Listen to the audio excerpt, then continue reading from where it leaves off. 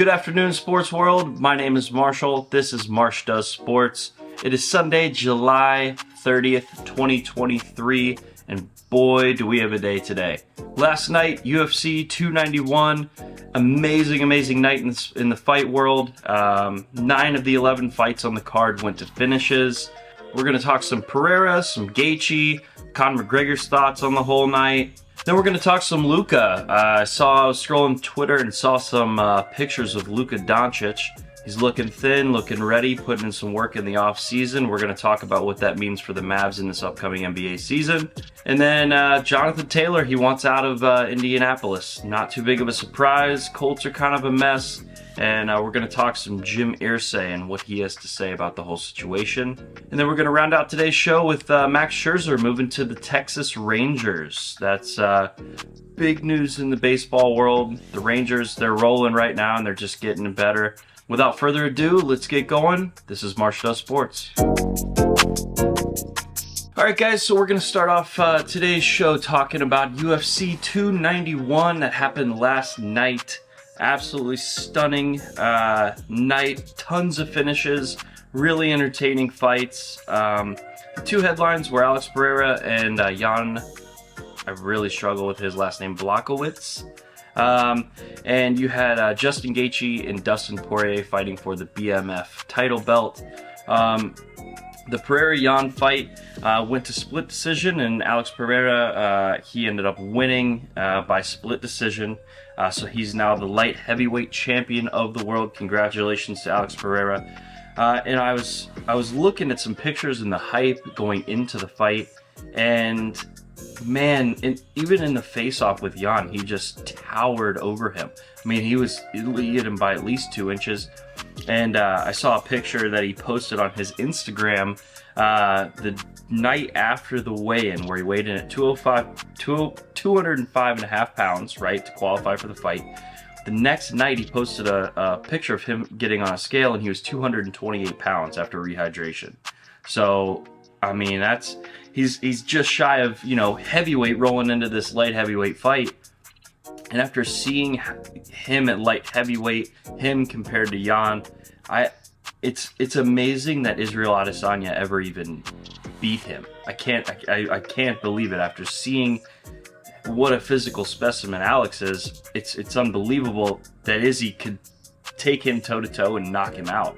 And it kind of speaks to Izzy's greatness. But we're not going to take the spotlight off the fighters last night. It was a great fight. There's some controversy. I know Jan wasn't too happy with the decision, but when it goes to the judges, anything can happen.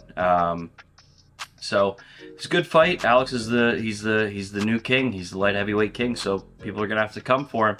They're gonna have to take it from him. He's a tough fighter, and I'm curious if there will be any Izzy going up to light heavyweight or Alex coming back down to 185 to fight Izzy again, because that really seems to be, in those two weight classes, the fight to make and the most entertaining fight that there is. I know they've fought 4 times already, but with Izzy getting the last one, you don't know, what could happen for the future, and money talks, and I think that fight would sell. So we'll see how that goes. In other news, with the UFC 291, Justin Gaethje knocked out Dustin Poirier. Had a feeling, I said the other day that there was no way that fight was making it 25 minutes, and sure enough, Gaethje got the knockout on Dustin Poirier. And it brought about some chatter from none other than the notorious Conor McGregor. He had some stuff to say on Twitter. He sent out 3 tweets that were of note to me. I'll read them here for you. The first one just said, "Justin, I'll slap you around." Pretty straightforward with that. And then he tweeted, "I'm the real BMF. He can fight for pennies if he wants, but I want spirits. I call the shots. I'm in it to launch shots. F Chandler, you want it, call for it." And then he posted a picture, or video rather, right after the knockout, when Justin Gaethje hopped up on the fence, does his signature backflip into the octagon to celebrate. And it was a video of the knockout, and all Conor said was, "I'm hangry." So we'll see what happens. This usually occurs whenever there's a big UFC title fight. Conor's real good at keeping his name in the news, so we'll see if anything even comes of it. But I feel like Conor's itching to get back. He's got to still deal with some USADA stuff, but you know, any fight Conor takes would be absolutely nothing but entertainment, especially now with Justin Gaethje knocking out Dustin Poirier the way he did, and Poirier getting the best of McGregor a couple of times. Now Gaethje McGregor, that'd be a fight I'd be interested in that fight, and I'd be all in on that one. But 9 of 11 fights were finishes, and man, what a lucky night if you're a UFC fan. I bet the energy was just absolutely through the roof, and it's a good night for the UFC as a whole, and absolutely love to see it, and can't wait to see some of these further matchups. So nothing but good for the sport last night. Awesome job, Dana White, UFC, great job. Okay guys, next thing I want to get to are some pictures I saw of Luka Doncic the other day on his Instagram. I noticed he is looking thin and fit and in shape and ready to roll, and one of the main critiques I feel like of Luka over past years has been his physical appearance and how he looks on the court. People accuse him of, you know, not being real serious in the weight room and kind of looking out of shape, you know, for most of the season. And so it's nice to see in an off-season period him looking the way that he does. You know, for me, reading into that, what, you know, that could mean, I think he's tired of hearing that he's just a scorer and not a winner. I'm sure that's getting to him, and he is a great scorer. You know, he's one of the best of this generation, and he's going to have a long career of scoring ahead of him. But his main critique is he can't win, and so I think he's taken it more serious, trying to win games instead of just score and you know, put up these monster stats that he does. But I'm just not sure this is the year. I'm glad to see that he's taking steps forward, seeming steps forward. You know, who knows what it will entail. Maybe his size and some of that beefiness is the reason he's so good. You know, a lot of that whipped cream up and under stuff that he uses. So we'll see if that's actually beneficial. But I'm not sold on the Mavs at all. I think Kyrie Irving is I think he's a liability. I think there's a strong chance within the next 3 years of his contract that he's going to request a trade out, cause some big issue. I'm just not sold. He's an incredibly talented player, but I'm not sold on Kyrie Irving, the person per se. So we'll see what happens with that, but it feels like the Mavs are kind of stuck in the mid, you know, 20 teens era when you know, the 3-point shot was just everything.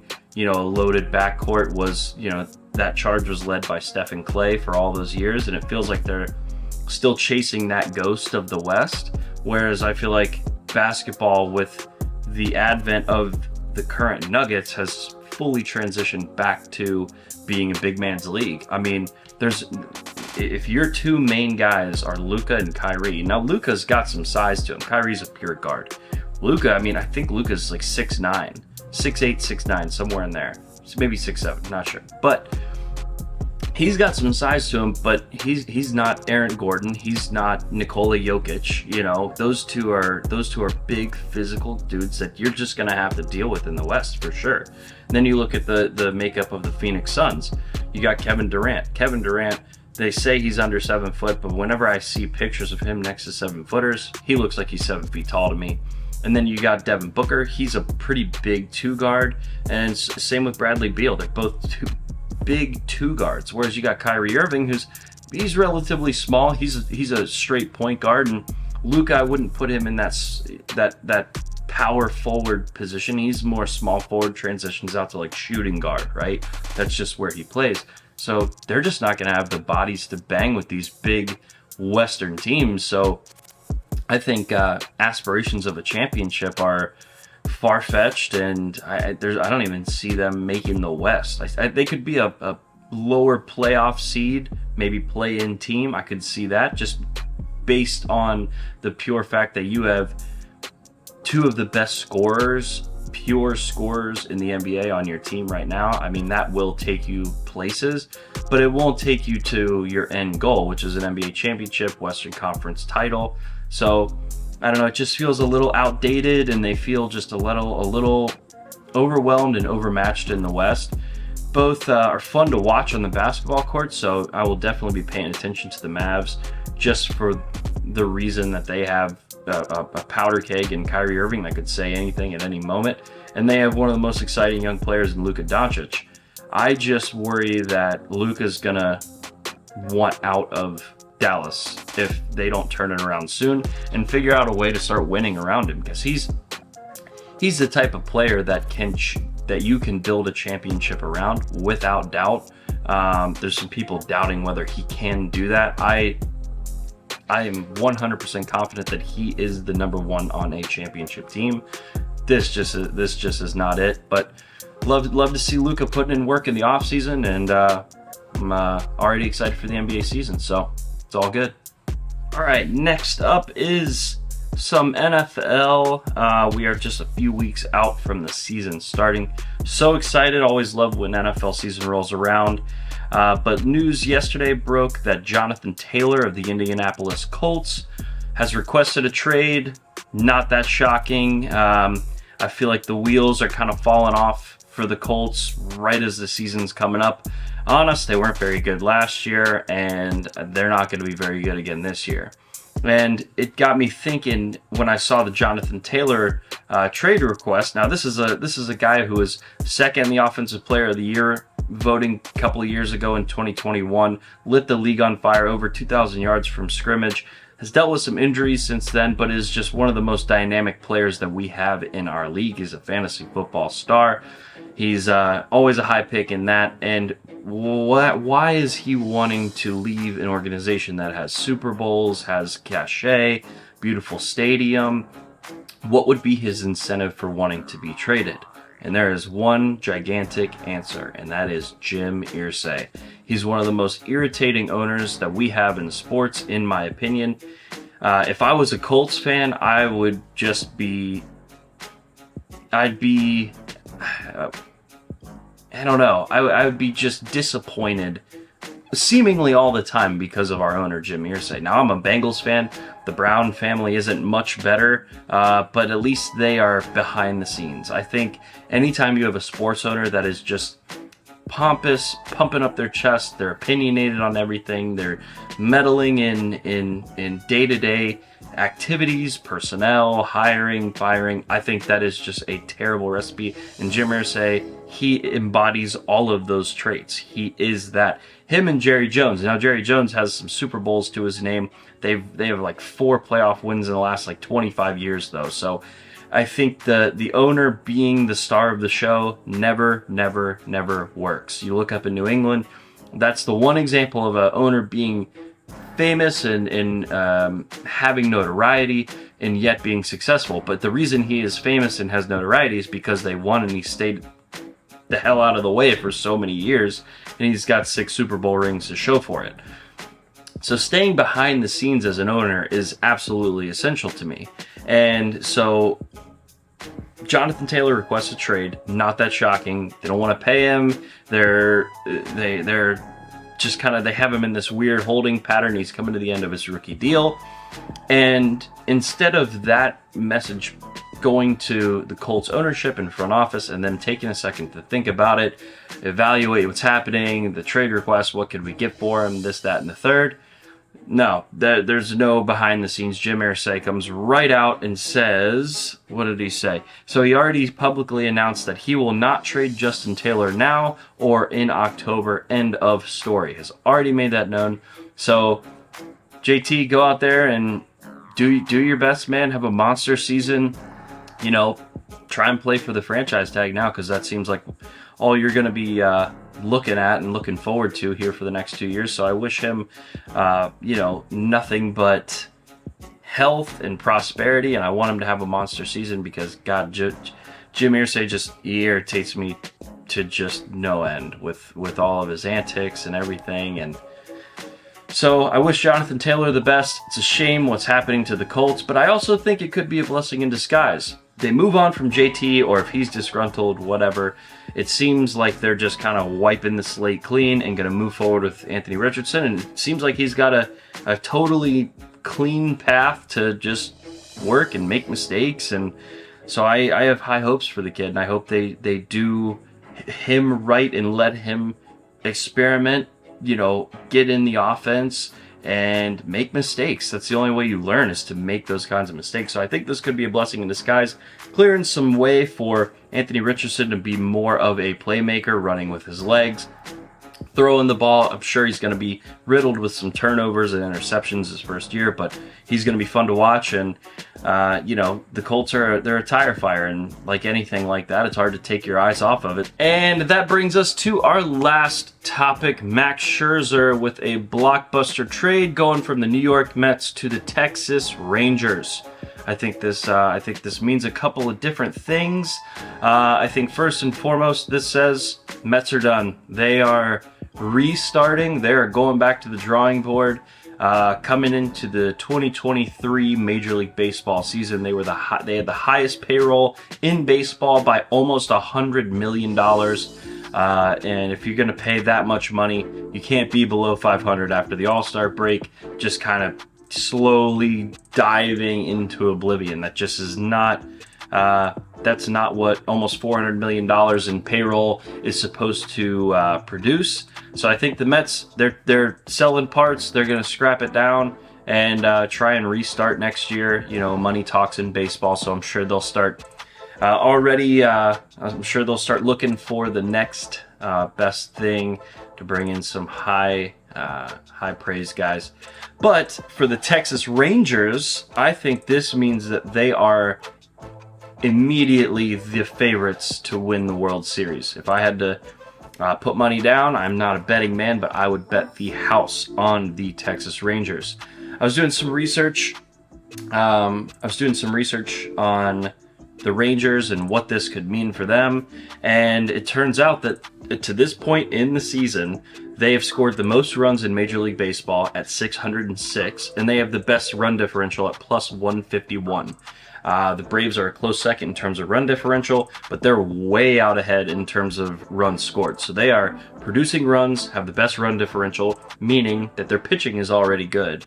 And then you go and you add a World Series winning, dominant Cy Young Award winner in Max Scherzer, who still has juice left in the tank. I know he's a little older, but him and Justin Verlander seem to just never really run out of steam. He's going to bring poise, experience, championship pedigree into the locker room, and I think you're going to pair the most potent offense with an already great pitching staff where you add Max Scherzer. That can just mean one thing. That means a World Series, in my opinion. Now, baseball, we'll have to see. It's become more fast and young and dynamic, and it's kind of a different game with some of the rule changes. So we'll see how the old dog does in Texas, but I'm real excited. October's just right around the corner now, about a month to go, and with Scherzer to the Rangers, they are absolutely my pick. I can't see anyone picking them off.